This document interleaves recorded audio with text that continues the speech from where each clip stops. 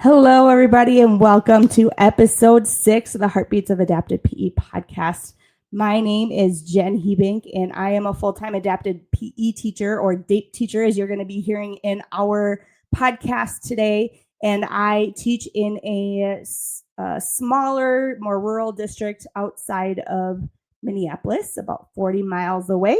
And today, we're here for episode 6. I've called this podcast episode 6 with our friend Lisa Smith. It's called Full Circle Moments in Unified PE. And we're going to be talking all about how teaching students, all students, has really impacted our life and brought us to some full circle moments. So here at the Heartbeats of Adapted PE podcast, we're here to inspire, connect, and amplify adapted PE teacher voices and those who support all students. And today is definitely one of those days where we're connecting with a teacher who has taught developmental adapted physical education, DAPE adapted PE, and physical education. And she has really just used her platform to dig in and just become such a great teacher. And so we celebrate the heart today, which is kind of the storytelling behind us as teachers. We're teachers, we're human, we have stories. And so we're going to celebrate them and tell them. And then we also have this beat, the daily rhythm in our essential field. And so when you put it together, you get the Heartbeats of Adapted PE podcast. And so we're going to bring this podcast to you one time per month. And being episode 6, I cannot believe we've been doing this now for half a year. Wild. I can still remember sitting in one of the conference rooms at the convention center at Shape Baltimore thinking, what am I getting myself into? But I am so glad that I started this because it's been so fun to connect with so many professionals across the country. And today is no different, although Lisa is more local. We're going to get into her story in a little bit. But I also want to highlight that MinDAPE is coming. MinDAPE is next week. It's our Minnesota Developmental Adapted Physical Education Conference. It is one of the best around. And we're in the Midwest, obviously being in Minnesota, but we are celebrating our 50th MinDAPE. And so that's kind of a big deal. We've been around for a really long time. And this year we're even doing some things with the retirees to celebrate them, to celebrate also that they have laid the foundation for MinDAPE for the last 50 years for all of us to just be good advocates and teach all students. And so with that, I want to welcome someone who has been to MinDAPE and lives in Minnesota, and that is our friend Lisa Smith. Hello, Lisa. How's it going? Hello. Good. Thank you for having me, Jen. Yes. Before we get in, can you just share one of your favorite MinDAPE stories or memories? Because I have one that has nothing to do with like presenting or anything, but it has to do with you, and I wonder if you remember it. Oh, I can't wait. I have so many great memories of MinDAPE. MinDAPE is such a cool conference in the fact that you stay on site and you go to camp. Like it's like literally going to summer camp. So I think, oh man, there's just the campfires at night and just connecting with everyone. Everybody pushing their giant carts around, like Kay Oling and her make and takes. Oh, classic. Oh, classic. It's just an absolute legend. Yes. I would say that probably one of my favorite. I got my start presenting at MinDAPE, so I think one of my very first presentations was in MinDAPE, and so that's always dear to my heart. But I'm sure I probably did. Did I do something funny? Well, there were those. Do you remember the day we were all putting our stuff away, and then we decided the wheelbarrows were available for like go-karts? Yep. Yes, we did. We had fun. We emptied all of our stuff and decided in these two little wheel go-kart. They're not even go-kart. They don't have wheels. They're just like, what are they called? Wheelbarrows. Like we just pushed each other. I think, didn't we make a train with Megan? 100%. And we like wheeled through camp, and everybody was like, have they been drinking? We're like, no, we're sober. It's 2 o'clock in the afternoon. Yeah. So, but yeah, for me, it's the bonfire and just hanging out with fun people. And absolutely. We actually we have people coming from Chicago for the Yeah. And I So, mean, Pete, the master of the fire. and the archery Yeah, man. absolutely. Yeah. Oh my goodness. So, They have that conference is iconic, and anyone that has the chance to go to that, I would highly recommend it.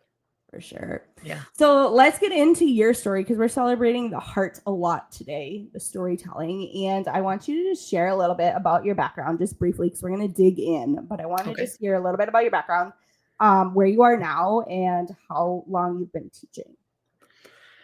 So this is my 18th year teaching. I currently teach at Lakeville South High School in Lakeville, Minnesota. So that's about 20 minutes south of Minneapolis, suburban high school, right on the fringe of being a little bit more rural. So it's a big high school.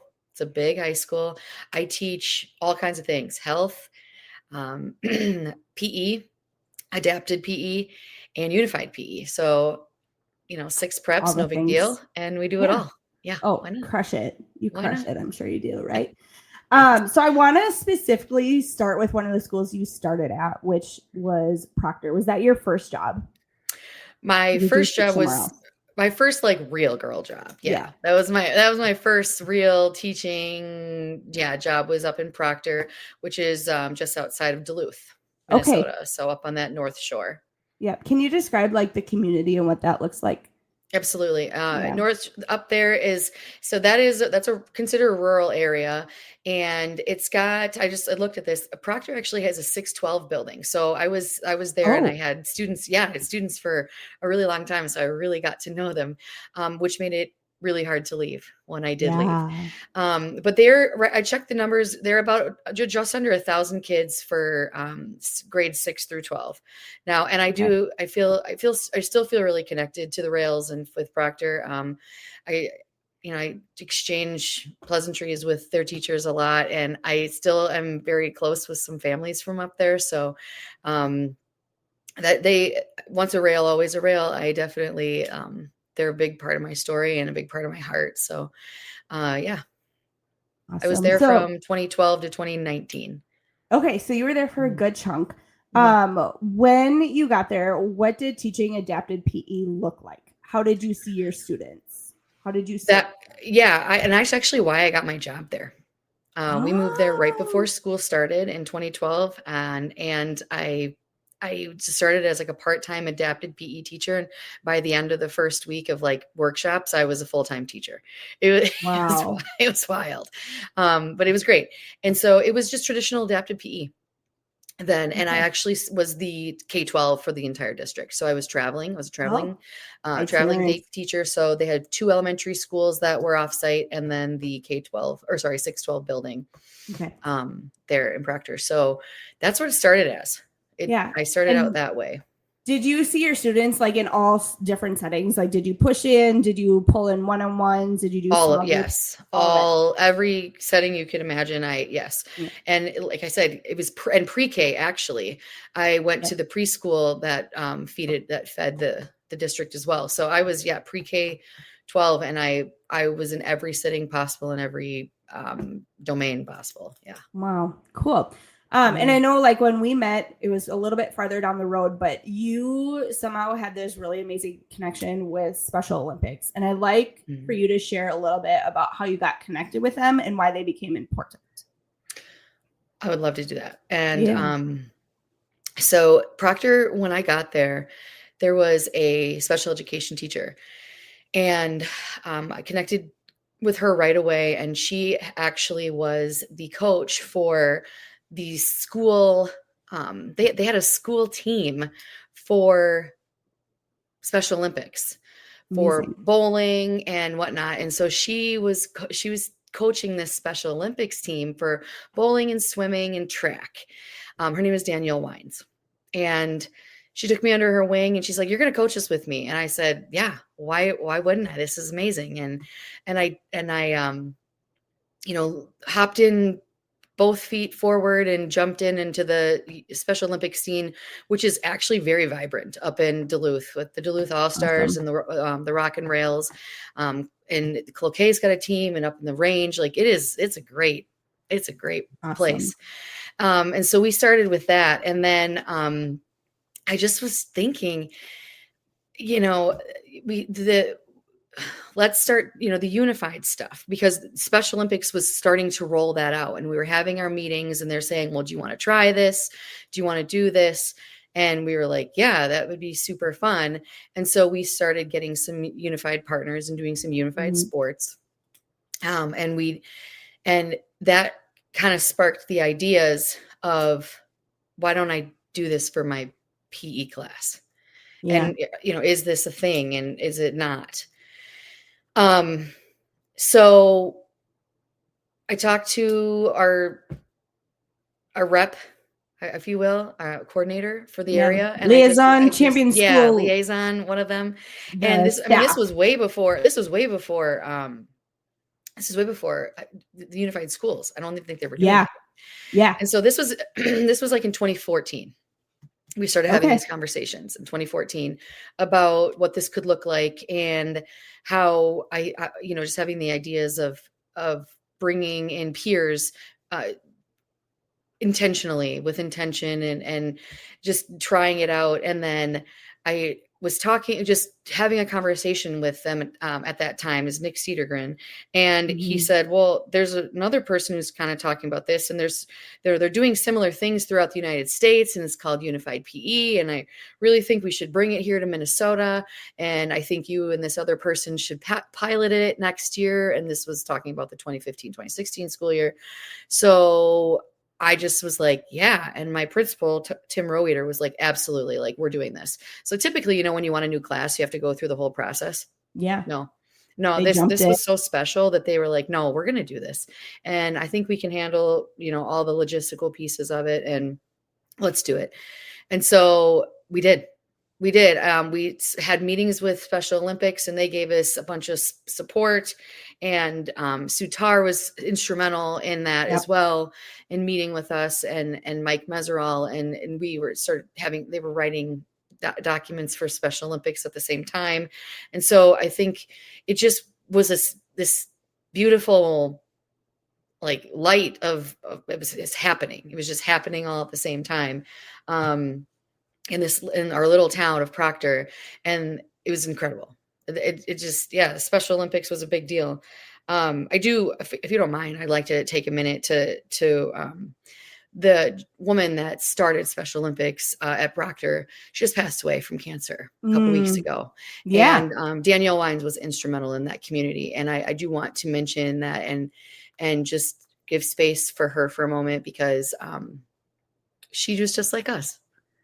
Yeah. She served her kids so well, and the community so well. And I was lucky to learn from her and be a part of her legacy. So, and amazing. She started Night to Shine up there. It was really neat. She started Night to Shine. Mm-hmm. Night to Shine inspired us to do Unified Prom this past year. So that's a whole nother podcast. That's a whole nother podcast. A whole nother podcast. A whole other podcast. But the best. So I thank you for giving me space to absolutely. Yeah, to get to talk about Danielle and how wonderful she was to that community. So absolutely. So just getting into like the nitty-gritty of what Unified is, if you were to tell somebody else this is the definition of Unified PE, how would you describe that to someone who doesn't know? Like, what would you say the class looks like? Well, if you asked my student Ryan, he would tell you that we're a family, because that's what he says all the time. I love that.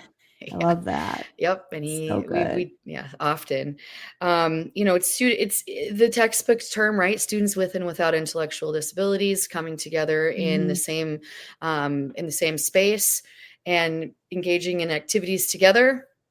Sometimes modified, sometimes not, sometimes on the fly, whatever it looks like. And a lot of the times it ends up being way better than you ever planned. Yes, absolutely. Do you feel like, I know this question was going to come to my mind later, but maybe now is a good time to ask it. Like, do you feel as adapted PE teachers at your core, general PE teachers, just seeing a whole picture, do you feel like Unified gave you like a lens to better teach all students? Like, no matter who comes into your room, you're like, I feel like I know what I'm doing way better now. Hands down. I I will die on this hill. I am a better teacher because of this class. 100%. I'm a better teacher because of the lens and because it just provides you with the opportunity to see students exactly as they are. Every student has a processing time, every single one of them. Every single student has needs. Every single student has different everything. And so being able to strip it back to the basics for everyone sometimes is awesome and provides everyone with the ability to reflect and to just be themselves, and also just to get silly and to bring in all the different to bring in all the change it up. I very rarely will you ever play a game, or should you really, the way that it was designed, right? The rules only apply to the people in the space. The rules apply to people in space. And that's what I said. I'm like, oh, let's rewrite our rules here. And I tell that to my students all the time. And I think that I'm there's absolutely no way that I would be the teacher that I am without this class. There's no way. For sure. Probably boring. I'd be a boring teacher. I honestly, and maybe you feel this way too, like we had to, when we were writing about our teacher of the year process, like talk so much, like it was big points to talk about universal design for learning. And to be honest, before the teacher of the year process, I was pretty clueless. Like we're very good in Minnesota. Would you agree with like differentiation, where it's like one kid doing that one ball, but still participating. But I feel like Unified also taught me that universal design works. It does. And when you provide the yarn balls and the gator balls and the footballs, it doesn't matter what you play football with. Nope. You're still playing. Still doing it. Nowhere in the standards does it say you have to play with a football when you're playing football, Exactly. So I say that all the time. So when kids come to your class, how do you like, what's the ratio, and how do you put them in and to help them be successful? So looking at that ratio, tell me a little bit about that. My classes now? Just any unified PE class, or like when you were in Proctor or when you were here. Yeah. So yes, I've had every makeup of unified possible. I've had 1-to-1, partners to classmates. I've had 3-to-1 partners to classmates. I have the gamut. So like right now I have 2 sections of unified, and one has 38 kids and one has 12. Yeah. So I've got, it just depends on the hour of the day and the availability of all the different students' schedules. And so it just depends on that. But the makeups of them are always different. And that's the best part. Like there's no way to replicate a unified year to year. Like there's just not. Exactly. There's just not. And the students and then are the dynamic makeup, and they're the ones that make it so special. Right. I know, like for me, I think of like my high school class compared to like my middle school class, and they're like completely different and separate ideology, almost like same idea where we're all family, right? I love that quote that you shared from your student. I also think like the high school, I have basically 1-to-1. And then at the middle school, they have alternating band schedules that can't, make it into class or whatever. And so then I have maybe 4 partners for 9 students with disabilities. You know what I mean? So it is like the makeup is different year to year and class to class and quarter to quarter even. Oh, absolutely. I think the biggest like difference was when I was at Proctor and I had 6th through 12th grade. Yeah. And actually at Proctor, students could stay until they were like 20. Yeah. They could. Transition and so, age. I mean, so it was very, very interesting because I would have a 6th grader and then maybe like a 19 or 20-year-old in the same unified class. Wow. And and it worked. It worked. Isn't that so cool? Like it was. It's so cool. I do miss. I miss them all. I miss them. Yeah, I bet. I love that you're sharing so much about them, because that just shares how much like they've impacted you. You know what I mean? Oh, they're definitely in my fabric for sure. So when it comes to unified, or really like any DAPE activity with any student, what have been your favorite either adapted PE, sports, or unified activities, or if you have like a memory or something that you want to share? Oh my gosh. I don't even know where to start.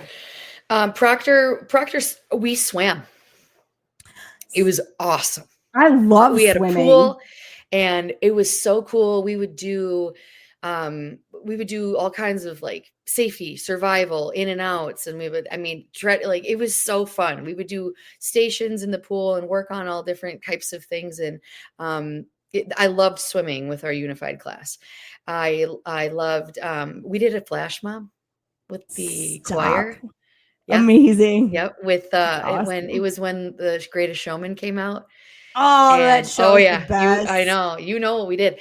And it was incredible. We would do a assembly every sports season to talk about the different accolades and whatnot of sports teams, academics, all that kind of stuff. And so the choir started singing, and then I was talking about unified bowling, and then the choir was kind of like all like scattered within, and then I quoted the song. Oh my gosh, why can't I think of the song? Is it The Greatest Show? Or This Is Me? No, it was the one. This Is Me. This Is Me. This is So then me. I quote it exactly. And they stand up and they start singing. And then my students are on the stage and then we're all singing. And it was like, somewhere there's got to be a video of it. Oh, 100%. Because the whole place was in puddles. The whole place was in puddles. And there's got to be a video somewhere. I got to call Ted or someone and see if there's a video, because that was, it was great. It was good. It was the greatest thing. I mean, it was so fun. Amazing. We did that. Just, Night to Shine, of course, stemmed from the Unified and the Special Olympics connection up there. So having that strong connection. Right now, tomorrow, my classes are going to be doing a victory day. We're combining with Farmington High School, which is kind of like our cousin just down the street. Yeah. And we're doing a victory day with their unified class where it's, rooted in sportsmanship and community and unity.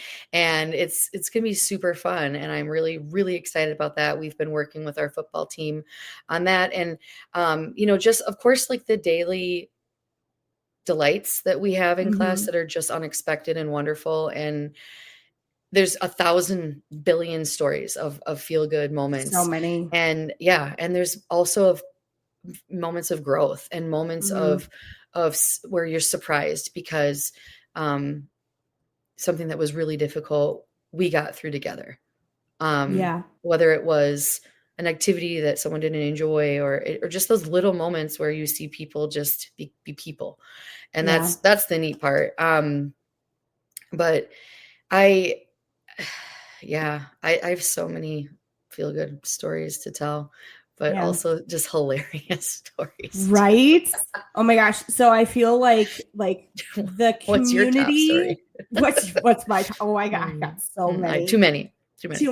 But something that you mentioned with the Victory Day, I feel like anyone who teaches Unified PE, and I know in other states, Unified PE can mean different things, but in the state of Minnesota, it means a very strong partnership with Special Olympics, but adapted PE teachers and general PE teachers are teaching classes. It is a standards-based class based around needs. So I just want to mention that. But anyone who teaches Unified, I just feel like we get each other so well. And then when someone says, hey, we are doing this event with our Unified PE classes, would anybody like to come? And we just all just like, me, like email, like everybody just supports each other so much. And I want to point out too, I'm gonna skip a question on our agenda and get to this one about what does Unified PE look like across the state now compared to what it was when you first started? So we started with 2, right? We started with 2, a large high school in the metro area, and then my rural school. And we started with 2. And then we had the coalition that we formed. And that's where I met you and met a bunch of other people that were on board. And it was like, it was instantaneous. And I wish I had, like, I'm sure the stats are somewhere where it was like 2. And then it was I want to say it was like it was 20 when or 40. I joined. Yeah, when I joined, there was only 5. So like, okay, so it was like 2, then 2, then 5. 5, and then after that was 20, and then 100. Just Like it boom, just boom, boom, boom, boom, boom. Yeah, it was exploded. And it was, I mean, teachers just were like, yes, this works. yes. And the best part, I mean, and it's still growing. And you want to know why? And this is where it's just the more going to your full circle thing. Moments. Yeah. I have 2 students that I started with at Proctor that are now teaching adaptive PE and unified. Amazing. Erica and Annika. Like, yes, I cannot even tell you. You are so proud. You're a proud mom. I'm like a mom. Like I am a mom. I feel like I'm their mom. I probably could. I'm old enough to be their mom, but okay. In my first unified PE class, I had a student who is a partner, and she's like, "Yeah, I'm gonna be a DAPE teacher someday. It's who I am." Her mom was my colleague, and she is now my colleague too. Yes. So I'm working with my former student too. She's one of my colleagues now, and like when you think about what kids walk into, and I talk about being brave and like understanding like you're in your circle, in your box, but when you start to recognize you can take a step out and like grow as a human, like your world just like opens up and gets so big, right? And so I feel like in Unified, like all students have the chance to be brave and connect. Mm-hmm. And when they find that belonging, look out, because your culture is just going to explode and be 1,000%. It's like, it's just a different culture. And your school has to be ready for it. Your school has to be ready. And I feel like Minnesota. I believed. Like at first, I don't think they believed me. Like I was like, this is going to change some things. Yeah. And then when they started seeing the high fives in the hallway, which I feel like kind of became a cliche thing, like, oh, high fives in the hallway or like changing the lunchroom. Mm-hmm. No, but it really happens. It changed. And when you see it, it's it. Yeah.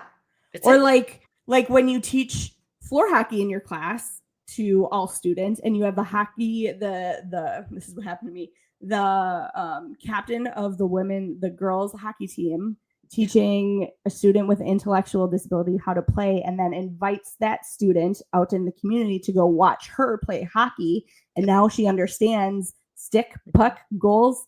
Yeah. We got to get it, following traffic, all that stuff. And then they just have this best friend thing going on. But then then the student gets out in the community and they have friends in the community. Mm-hmm. Their parents cry. They cry all the time. I know. Yeah. And that's all. I mean, that's all any parent wants, right? Yeah. Is their kid to have to be seen and to be supported in their community and to have friends and to want to go support friends at games and activities and go to dances and all of that. And unfortunately, that is not the reality for a lot of people. Mm-hmm. Because we don't do a great job. It's as a society. And are we getting better? Yes. Do we have a long way to go? Yes. Mm-hmm. Yeah. And Unified's doing that. And that's what the best part with, pouring into our students and teaching them to be brave in Unified, but also outside of Unified. Absolutely. Mm-hmm. So, and I think truly, like I talked about MinDape at the beginning of this podcast about how it's the 50th anniversary or whatever, but looking back, it's because of MinDape that all this really exploded. I remember sitting in, it was probably yours or the other teachers, and in with Nick Cedargren too. Probably all together. I think we all did it together. I think we did them all together on the first big power tour we went on. We're like, everybody needs to join in. Right. That's what it was. And then, so I remember I'd be like, we're ready for that. Like my students were hungry for something like this. And I always tell teachers when we talk about Unified and starting Unified, what is the temperature of inclusion around your school? What does your cafeteria look like? Right. Nick used to say, look at your cafeteria. Are all of your students sitting together? Where are the dots with disabilities? Where are the dots? Right. Yeah, the Shelley Moore dots. Yep. I still use those. Mm-hmm. But it's crazy because those dots in the lunchroom will scatter and interact and just, and then the whole culture changes. Really quick, I want to highlight that Erica Anderson is watching us, and I want to bring this comment on. She goes, "Happy almost Friday. This is better than football." Yes, it is. Yeah, let's go. So Thanks, hi, Erica. thanks for joining us. So really quick, we mentioned the Unified Coalition. Like I don't know about you, but this felt like to me coming together and almost navigating the Wild West, things that had never been done before. Like it was really exciting, and we were kind of like, what could this look like for the state? And now here we are. Like that table was electric back then. Yeah. Do you remember some of the things we talked about that we wanted to happen that are actually now happening when it comes? All of it. It's all happening. So we have. What are some of the things? Mentoring. Do you ever have teachers coming in and watching you? All the time. Yes. Yep. There was a time, maybe it was last year, the year before, I felt like I had 15 teachers in my classroom at one point, in and out, all throughout the year. We talked about podcasts. This is the podcast. There it is. Here it is. It is. You're doing it. And do you remember it was like a pre-min shape conference that we did with Special Olympics that we all planned? I feel like that was a turning point in this journey for Minnesota too, wasn't it? Yes, it was. Yeah. And wasn't Stephanie Morris there too? Like big wigs. Yes, the big wigs came out from Shape America, and they knew that it was special. They knew that this was the fire that this was catching was notable and needed to keep going and to be seen. And then we actually signed an agreement with Shape America and MinShape between Special Olympics and Special Olympics North America to make sure that this kept going and that our teachers had resources and connections. So absolutely, it's a lot of good people. Yeah. And now we have, I think it's close to 400 schools in the state of Minnesota. I think when I checked with Max Jennings, that's where we're at.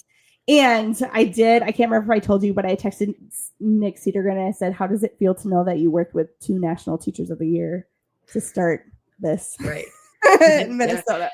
He's like, oh, I'm so proud of you. I miss that guy. Yes, he was so instrumental, and just the dedication that he had to all people was unmatched. Super good. Just so good. Let's see. I kind of talked about unified PE being another tool in our toolbox. It's not for everybody. It's not for every kid, but it is a tool that we can work to better include our kids. And I know some of my kids aren't ready to go to the general PE setting, and it's almost like an in-between step. It's not in a legal setting. We're not going to say unified PE setting in the goals or anything, but just thinking about how can we better include students. So I thought about that too. So anyway, do you have any questions or anything that you're thinking about as we wrap up the unified PE section of the podcast, Lisa?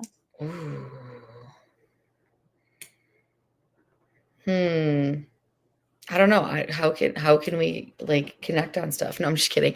More with our students. I love that. I'm so excited for Victory Day, and participating in bigger events is so fun and so bucket fulfilling. But I think remember the Goose Chase last year? Did you guys do that? We did not. Well, we've done it in the past. We did not do it last year. But Goose Chase is a really great way to kind of connecting schools. Yeah, that was so. I learned a lot from that. Did you? Yeah, it was great. Awesome. I thought it was great. That's awesome. Yeah. Before we get into Shape Baltimore, which was kind of a big deal this year for somebody I know, I want to share this email that I literally got this morning from one of my staff members. She says, "Good morning. I peeked at a student schedule this morning and wanted to give you flowers, in quotes, for your hard work." So she's giving us props. "For your hard work creating unified classes. For many years and still happening in many districts, kids sat in resource rooms doing worksheet packets because there were no other classes for them to take. It is refreshing to see full student schedules with meaningful, engaging classes. Thank you for creating unified home living, companion animal science, and PE, along with so many other unified opportunities for kids. With gratitude." Look at that. yeah, like that is how far we've come in a lot of districts. Like my school, unified PE, once we knew we had it, it became the model for all the other unified classes. And like everyone else is like, how can I teach that? Like, how can I teach that model? So unified music, unified home living, unified work-based learning, unified, we're going to have unified stage acting this year. For reals. Like we're trying to figure out. I'll be there. You can come. Oh yeah. Just let me know. I'll connect you with our teacher for that. Yes, I would love to come watch. We know you and I can go. That'd be great. Okay, sounds good. But yeah, Unified has really made big impact on a lot of our students, but also us as teachers. And I think one way to describe it that was described to one of our admin is that I work really, really hard for this class. Or he says, I work really hard for this class, but it's the most rewarding year that I've ever had. That was his first year of teaching unified agriculture. And so that's a science class. Yeah. So like you work really hard, but gosh, I cannot think of a better bucket filling way to teach our students when it's the least restrictive environment for those kids. But right. Absolutely. Anyway. I want to. Yes, I want to get into Shape Baltimore because I've titled this podcast, Full Circle Moments, and Lisa and I are reconnecting, talking about some of the things that we've been through. Some things we talked through the pandemic. We helped each other through the pandemic together, unified PE together, and now we're both Teachers of the Year, and that's another thing that we have. Wow. It's so cool. Crazy. But I want to circle back to Shape Baltimore, and I want to know, you're sitting in the closing session and they're reading off the nominations for Teachers of the Year for physical education for high school, and you're in the mix. What are you feeling when your name is called? That is the wildest thing, honestly. Just sitting there with these incredible folks, and my group is dynamite. I mean, we are family, and we were there with each other and sitting with, my newly found close friends. It was like right at the gate, just so supportive of each other. And, I like listening to Casey Page say my name was, it was wild.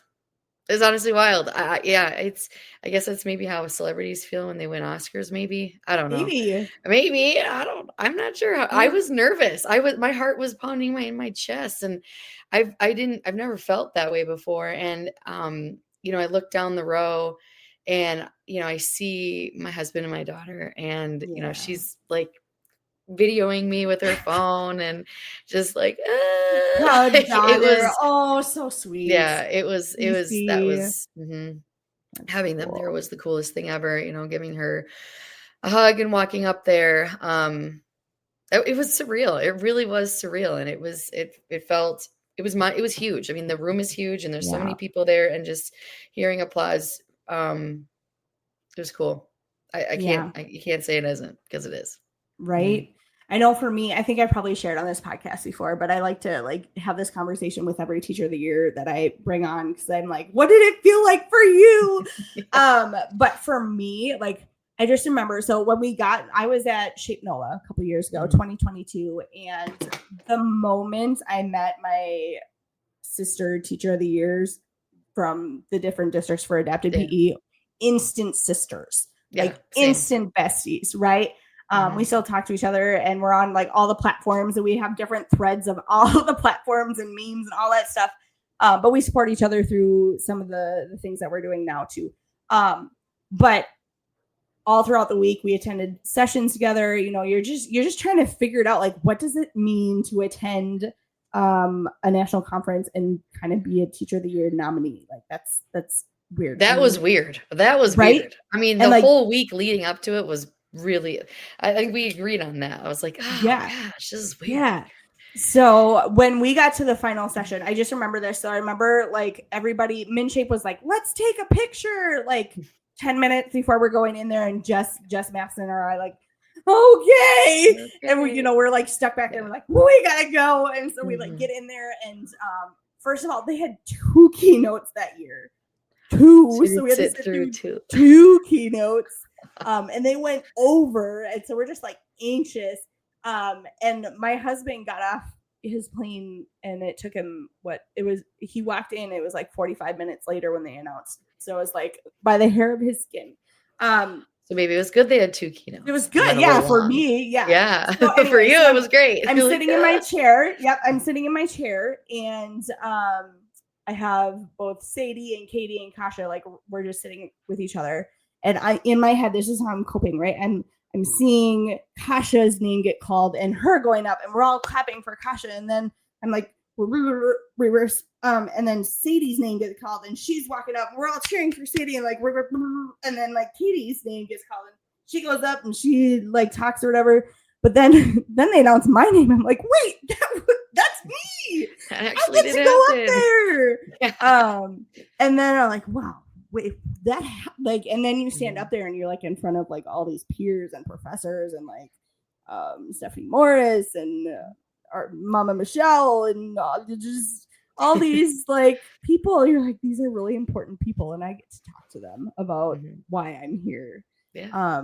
And I like talking. So luckily my speech was like, they told us 2 minutes. I did 6. There you go.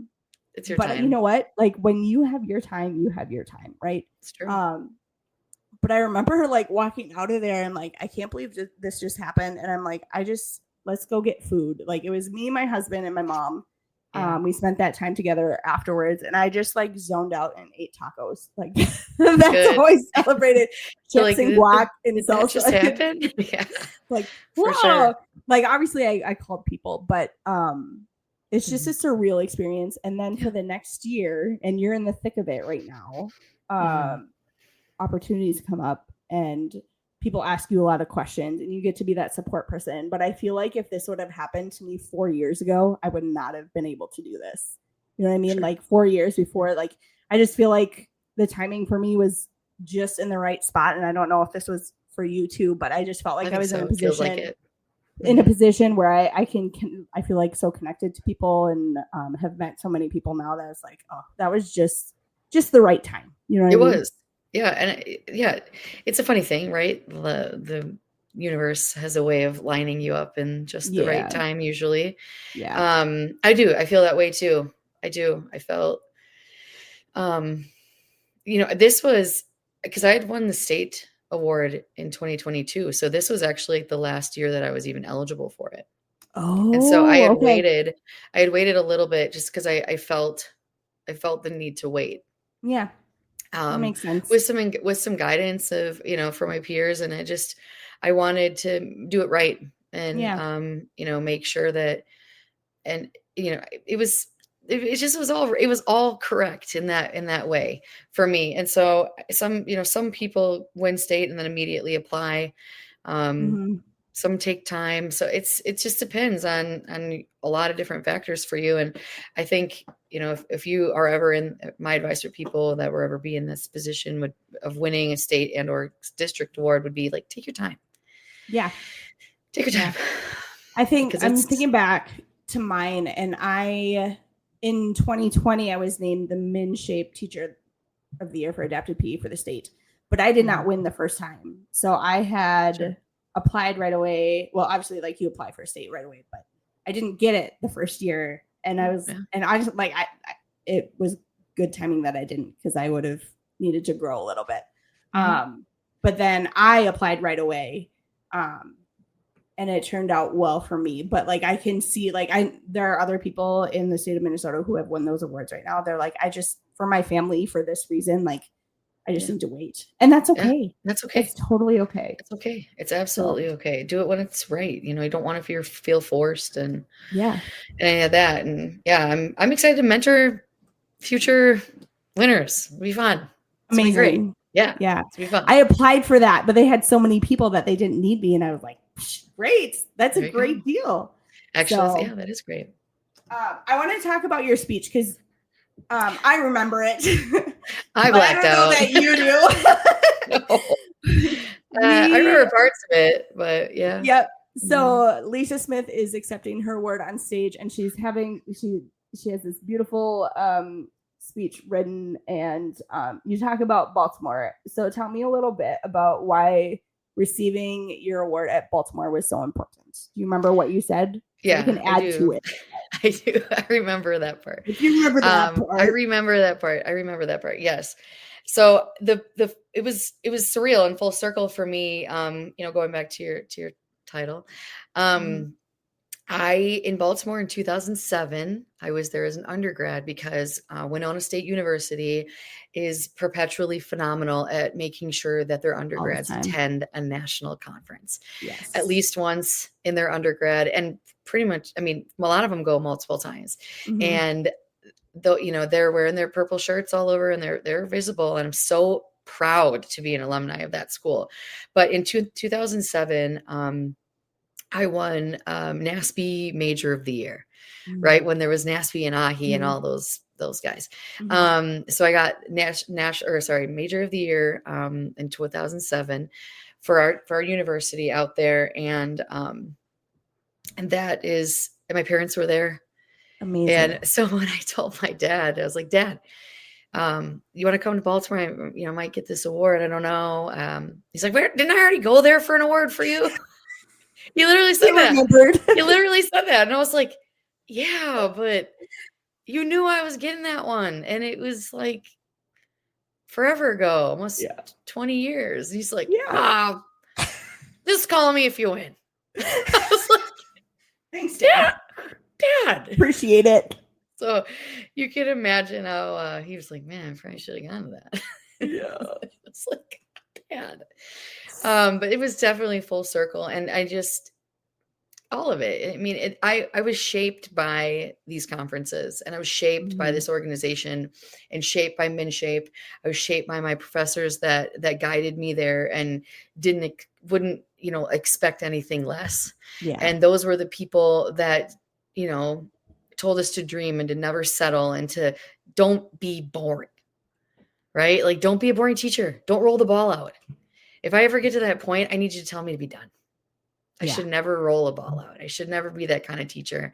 And Unified came to me in a time where I was kind of feeling like I need something. Yeah. And it came to me, and it completely changed my trajectory as a human being and as a teacher. So, you know what? And you? Same. Like I was in a spot where I was kind of like burnt out, I guess is the word. Yes. Like walking out of buildings being like, going through emotions, and realize and then I realized I'm the reason why I'm angry. You know what I mean? Yeah. I need to figure out what is going to light me up. I'm burnt out. I'm dried up. I need something to light me up. And that's what it turned out to be. Absolutely. Another tool in our toolbox that we can access. Yep. So absolutely. Wonderful. Totally. Wonderful. Yeah, that was, and I think I thanked a bunch of people in my speech. You did. Yeah. Probably did. You did. You talked about it, I think I talked about Unified, talked about Special Olympics, talked about all those folks. Yep. I mean, I feel like I could have written 1,000 thank you notes because, we stand on the shoulders of giants, Jen. That's what I texted you when I won because I talked about you did text about me that. You. Don't you remember? As you said that, I was like, wait, I told you that. Yeah, you did. And I got that quote from my grad school program in Grundy Center, Iowa, when I was sitting in a small room with Bob Knipe and Becca Lambden Abram, and we had a professor come from New Zealand who talked to us about that, and that was pivotal in my life too. It's just like, you can't do this alone. You have to stand on the shoulders of giants in order to see where you could possibly go, and then also not be afraid to bring people with you. They ask for help and all that kind of stuff. So that's the only way the only way we did this. Right. Yeah. And as you're talking about that, another thing that that came to mind was having that visualization of one hand in front of us, reaching out for help, one hand behind us, bringing those with us. And when we're all connected, we go somewhere and make a difference. Absolutely. Right? Yeah. Right. That's it. That's what this is. That is. So I have a couple more questions before I get into takeaways. Okay. But in your story is teaching all students. Students with and without disabilities. So how do you think they nudged you forward in the journey as a Teacher of the Year?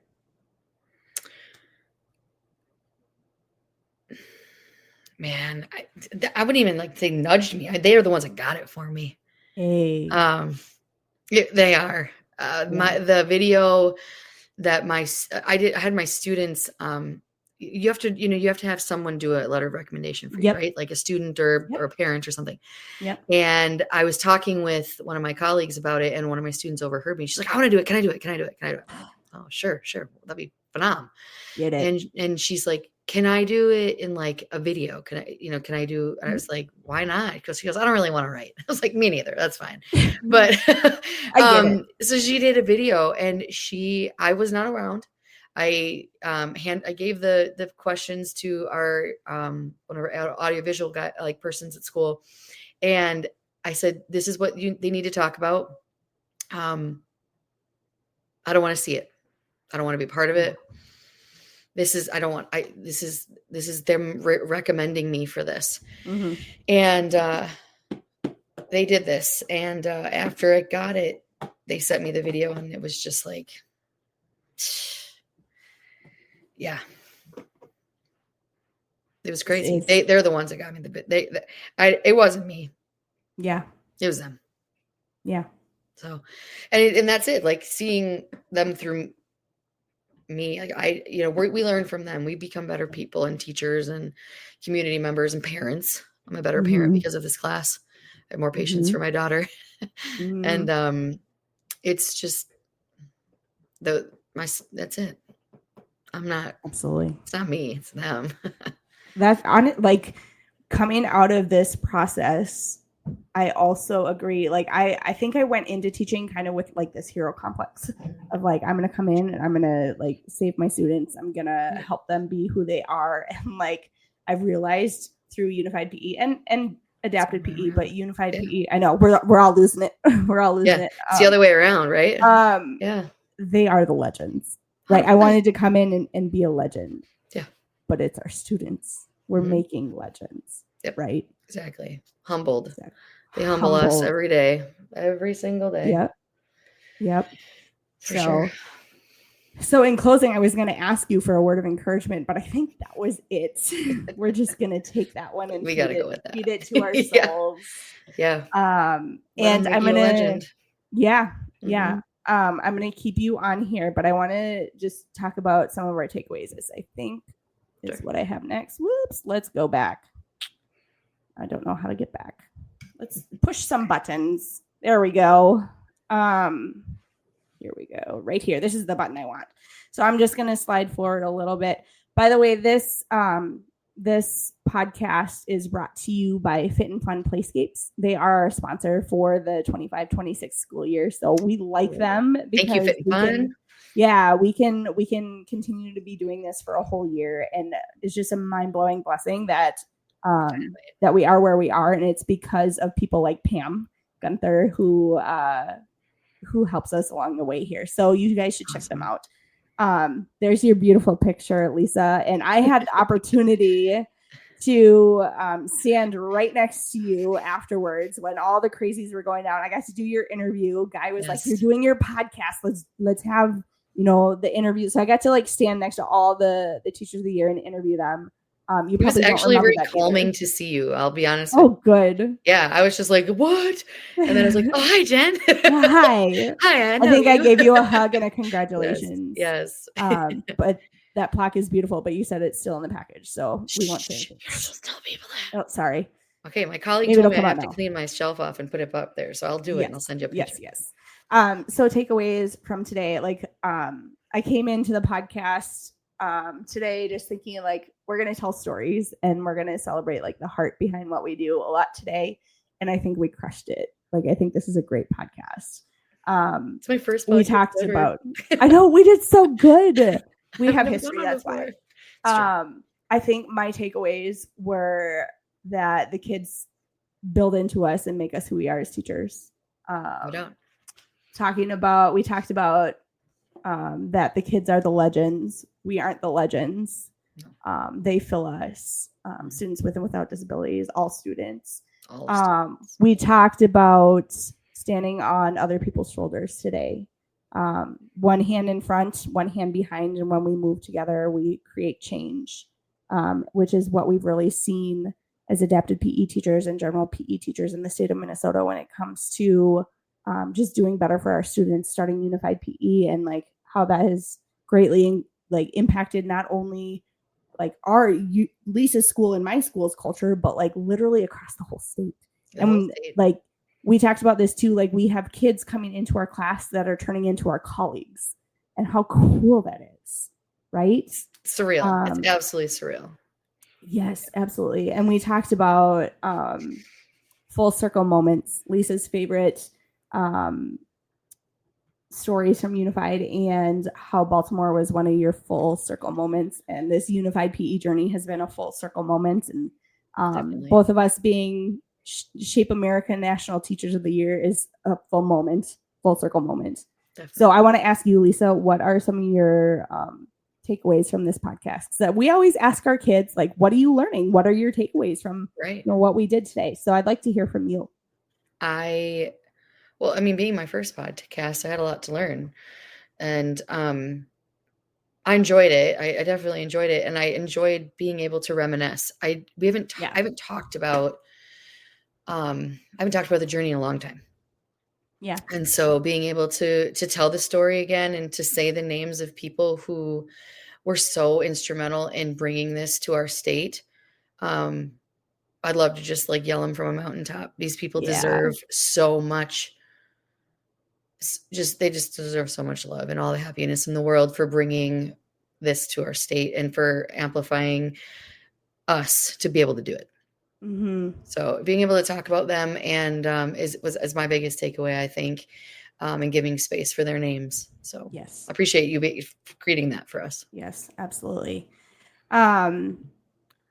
For next month, this is a big surprise, but I'm coming at the podcast with 2 guests instead of 1 guest next month. They're both occupational therapists and very close friends. And I think we as adapted PE teachers get to collaborate with all different kinds of people, but OTs have been lifesavers for us. And I think if we learn how to work with them, they know the sensory system, they know how to create those routines, so I'll have 2 OTs coming in. That's awesome. I can't wait for that. Yeah, so I just got to get them scheduled, but they are on board. Awesome.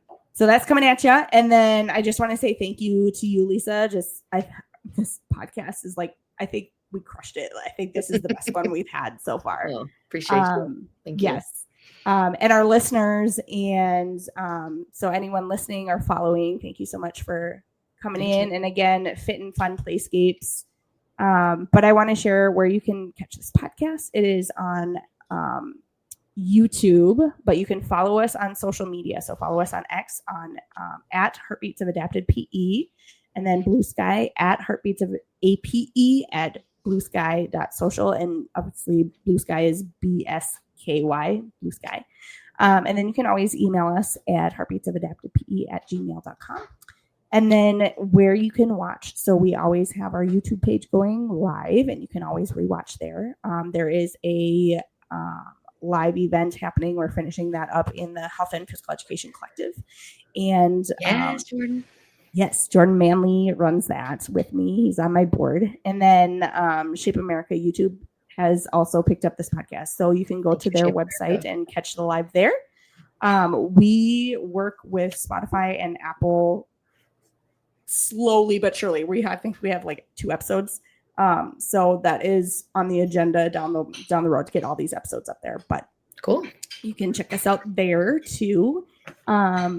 And I think that's all I have for us. But thank you so much, friends, for tuning in. Feel free to share with anybody. I have some professors sharing this with their students as like curriculum discussion. Like you can use these podcasts for a lot of different purposes. So thank you so much. And I hope you'll join us for episode 7 next month. All right. Thanks, Lisa. Bye, everybody. Thank you.